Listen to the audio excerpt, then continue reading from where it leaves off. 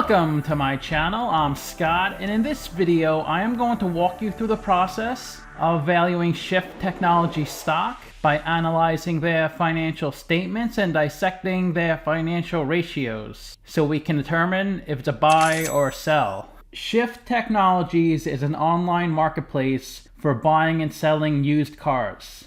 The company buys and sells used cars directly to and from consumers through its e-commerce platform. They coordinate test drives, financing options, inspections, DMV interactions, detailing, pricing, and merchandising. Once Sift acquires a car, it inspects and repairs it. From there, the company lists the car on its website where consumers can purchase the car online, or the consumer can book a test drive appointment if they live close to one of their locations. The company offers a 7-day, 200-mile return policy and a 30-day powertrain guarantee. Sift was funded by a SPAC, a special purpose acquisition company is formed to raise money through an IPO, then acquire a private business to help them go public. This is also known as a reverse merger or reverse takeover. In October 2020, the merger was completed. The SPAC that acquired Sift was Insurance Acquisition Corp. The company is headquartered in San Francisco, California, and was founded in 2014. It trades on the Nasdaq and Deutsche Borse.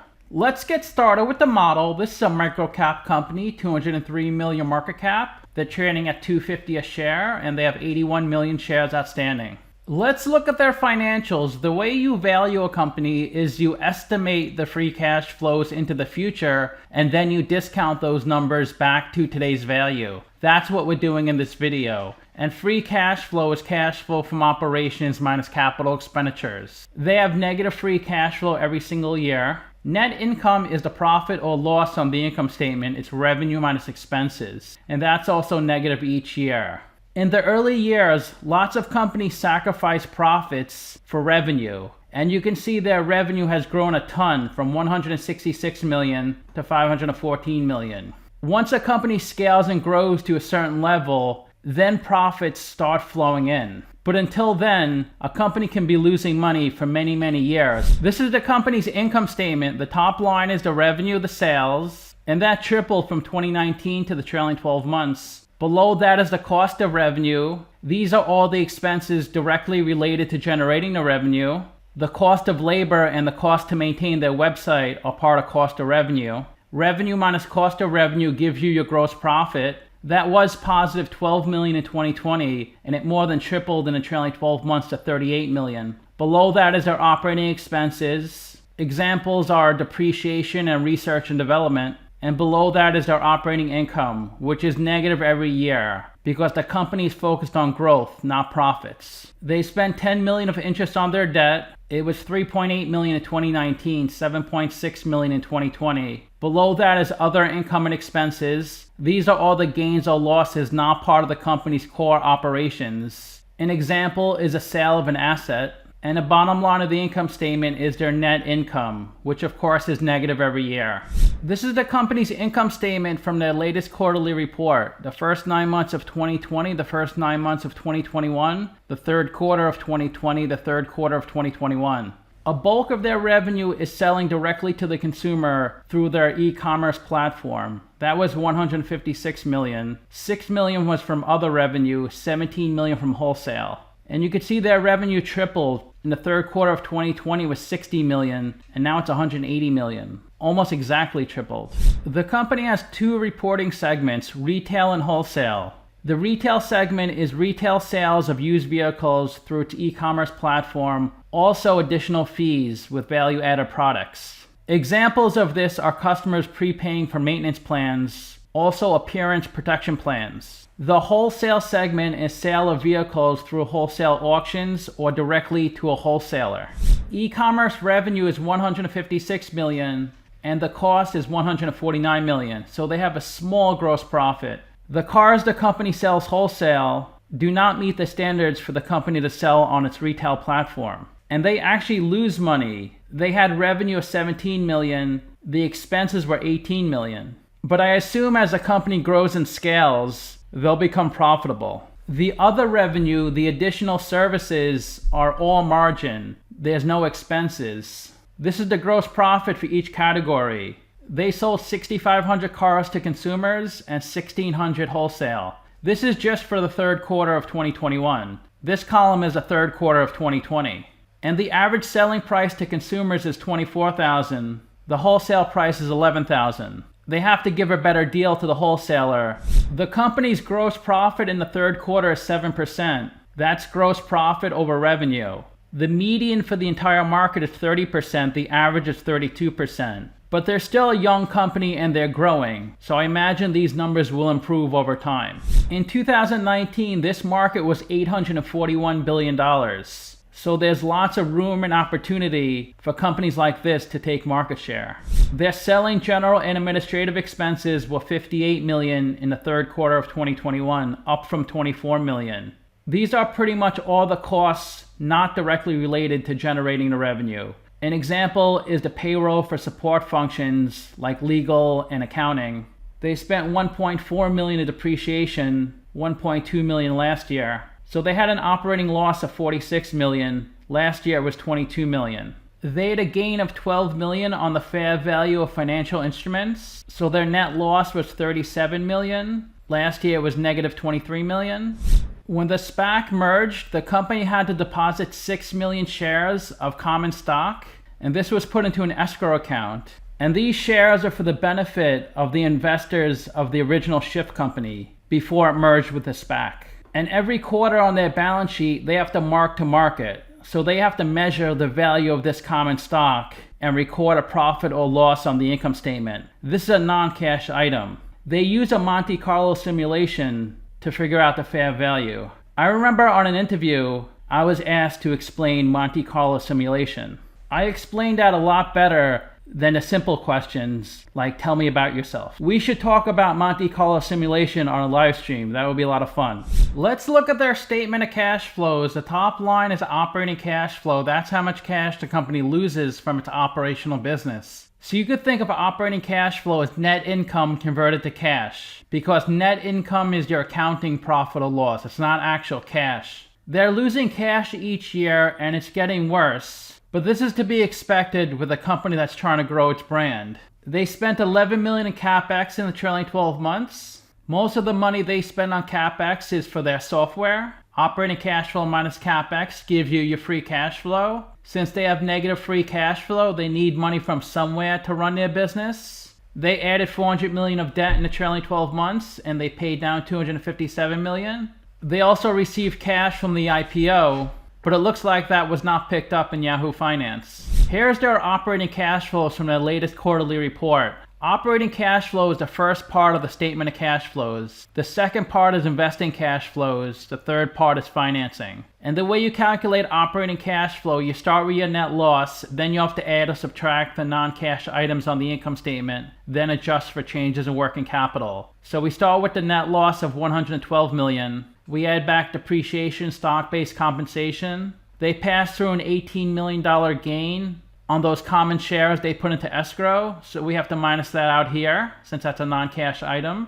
They add back amortization of debt discounts. I talked about this in a little more detail in prior videos. They bought $40 million of cars, so that's a cash outflow. But when they sell those cars, they'll book the revenue onto the income statement, and it'll show as a cash inflow in this section. Even though they had an accounting loss of $112 million, they actually lost $128 million of cash flow. And the main reason was the inventory purchase. Here's their investing and financing sections from their statement of cash flows, the first 9 months of 2020, the first 9 months of 2021. They spent $5 million on property and equipment. They capitalized the expenses related to their software. When you see capitalize, that means you're placing a dollar amount onto the balance sheet and then passing it through over time onto the income statement. When you see expense, that means you're putting the entire expense onto the income statement. But when you capitalize something, you're spreading the expense over a longer period of time. They borrowed $228 million on a credit facility. They paid down $191 million on that facility. They issued convertible notes. The holder of the note receives interest payments on that debt, but they have the option to convert that debt to equity at some point.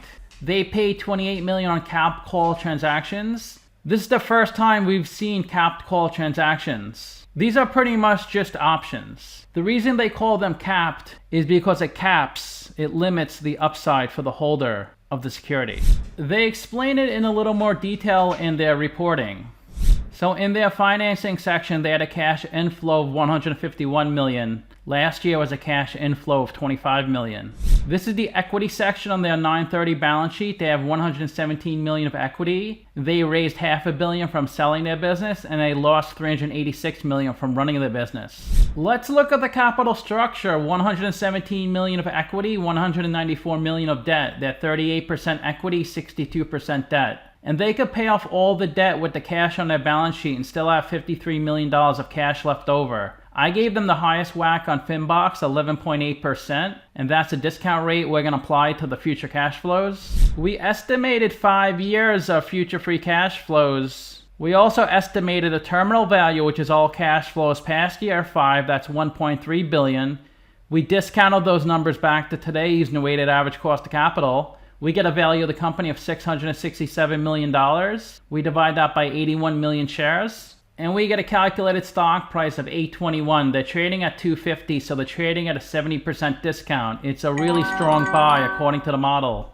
Their revenue is projected to grow 39%. So I grew their revenue 39% for the next 5 years. That's how I got their future revenue estimates. The average company in their industry converts 11% of their revenue into free cash flow. So I took half that, 5.5%, and I multiplied their 2025 revenue by 5.5%. That's how I got their future free cash flows for that year. And I assumed they would have negative free cash flow up through 2024. So obviously this is an estimate. There's no way you can predict the future. But if things go as planned, in a conservative situation, the value of the stock should be trading at $8.21 today. That's assuming things go as planned and the company grows and becomes profitable. 3 analysts priced this stock and the average price target is $10.50. The low is $9, the high is $12. This is where the stock has been trading the last 2 years. Before a SPAC acquires a company, it starts out at $10 a share. Then when they announce an acquisition target, then a lot of people start buying the stock and it goes way up. And then there's usually a sell-off so people can take in their profits. And it seems like 9 out of 10 SPACs continue to sell off and keep dropping. This seems to be a trend. We need to try to identify which SPACs are good companies and the stock price will rebound, or which SPACs will go away, as the market is indicating with this company and a lot of other SPACs. They have a beta of 0.45, so the stock moves half the market. It's not too volatile. It's gone down 69% in the past 52 weeks. While the S&P is up 21%. The 52-week low is $2.50, the high is $11, and the stock is trading well below its 50-day and 200-day moving average.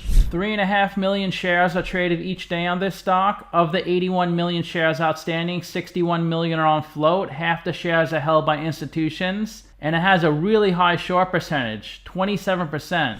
A positive sign is when a company adds employees and their employee count has went up a lot. 400 employees last year, and now they're at 900. If you invested $10,000 into this company when it started trading, you'd be pretty unhappy, down to $2,700 today. That's a 73% loss. In the past year, insiders have sold 8 shares and bought 30,000 shares. The CEO of the company sold 8 shares and bought 10,000 shares. 2 other people bought 10,000 shares each. So if you buy today, you could get a much better deal than these 3 insiders, since the stock is trading at 1/3 of these prices. 58% of the shares are held by institutions, 17% by the general public, 16% by public companies, 5.5% by hedge funds, and 3% by insiders. Lithia Motors is a really big car retailer, and they were an investor in this company before they IPO'd. They're one of their early investors. They own 16% of this company, 12.8 million shares valued at $32 million. The next biggest shareholder owns 5.5%, BlackRock at 5.2%, Cohen & Company 5.17%, and BMW 4%. It's a really positive sign seeing other car companies own this company, especially BMW. Let's look at their financial ratios. We can't look at the PE since they have negative net income. Their price to sales is amazing at 0.4. That means their revenue is more than double their market cap. Price to sales is stock price over sales per share. So investors are paying 40 cents for $1 revenue. Their price to book is 1.7. That's stock price over book value per share. The market median is 3.1. The average is 8.7. Let's look at their non-current assets. $6 million of property and equipment. This is net of depreciation. $8.5 million of capitalized software costs, $1.6 million of restricted cash, and $2.3 million of other. Their current ratio is 3.5, so they can cover their current liabilities with their current assets 3.5 times. Their quick ratio is 2.6. Let's look at their current assets, $248 million of cash. So they're trading below cash value, meaning their market cap is less than the cash on their balance sheet. You don't see that too often. $13 million of accounts receivables. This is how much other companies owe Sift. $89 million of inventory. These are the cars the company needs to sell. And $5 million of prepaid expenses. $12 million of accounts payable. This is how much money Sift owes other companies. $39 million of accrued expenses, and they owe $50 million within the next 12 months on their credit facility. They had negative $179 million of free cash flow in the trailing 12 months, and they have $253 million of working capital, so it does look like they have enough money to get through the next 12 months. The best way to look at ratios is to compare them to companies in the same industry. There are 48 companies in the internet retail industry. Sift is doing worse in most of the categories. They have a better price to book and price to sales than the average. They rank 35th in market cap at $200 million. The average is $51 billion. So to summarize, I have them trading at a 70% discount, but this is definitely not an easy industry to make money in. They have to get through a lot of hurdles, and this is a tough time for any business during COVID. But it seems like they're doing a good job so far. They've been growing their revenue. They just have to compete with some really big companies. So I'm really excited to see how this company progresses over the next year or two. I rank their free cash flow as 1 out of 10, their revenue 5 out of 10, and their ratio is 5 out of 10. So let me know what you think. Give this video a like, subscribe, or comment below. Also, if you'd like to get a custom valuation or support the channel, you can become a member by clicking on the link in the description below. Thanks for watching.